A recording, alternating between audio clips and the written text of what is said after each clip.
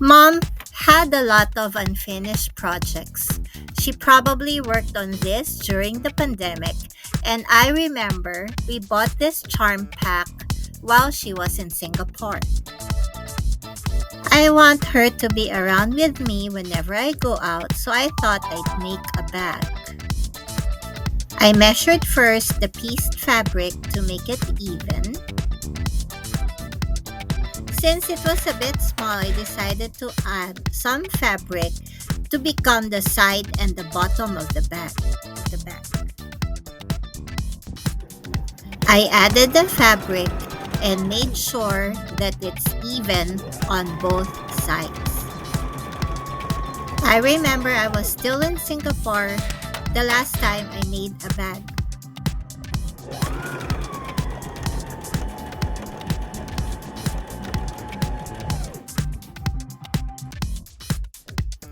Mom pieced together the squares by hand sewing it, so I ironed every step of the way to make sure it's flat.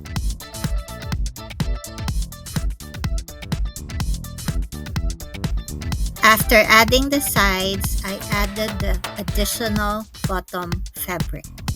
I use pins to make sure that my sewing does not go wayward.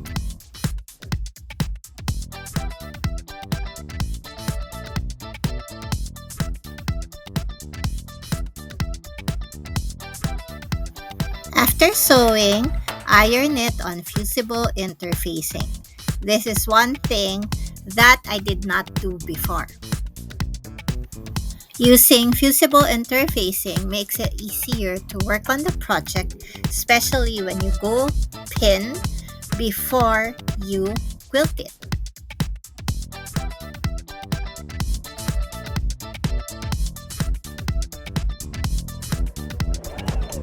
Quilt after sandwiching with batting. I just thought later on that next time maybe I'll use different stitching. I wanted to use the bag immediately, so I kept the project simple.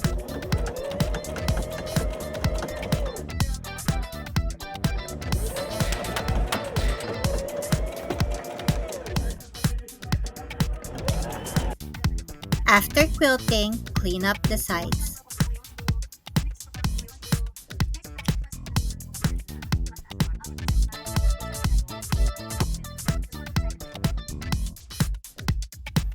With the sides clean, now you can prepare the lining of the bag. The lining is easier to make when you've cleaned up the bag. I also decided to add a pocket to the lining so there's an additional space inside the bag.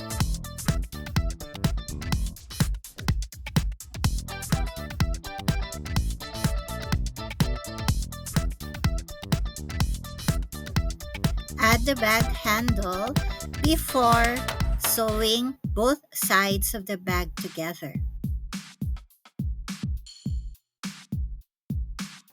This is how the back side of the bag looked before I combined both sides.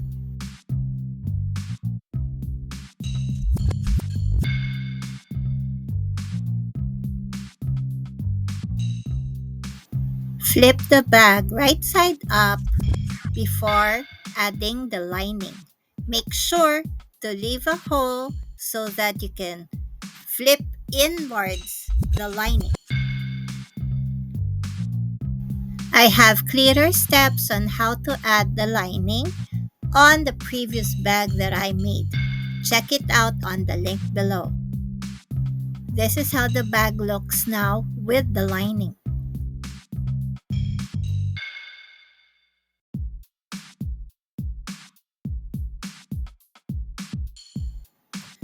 The bag is finished as a tote bag, but you can also add a zipper to it for more protection. I added fusible interfacing to the fabric to make it sturdier. Adding fusible interfacing to the fabric also makes the zipper area look cleaner. I added an edge to the zipper area so that it's nicer to look at.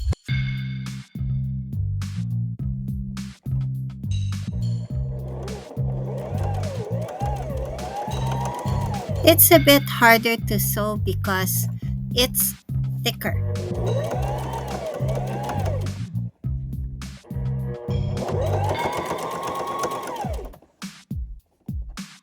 Now let's make some binding.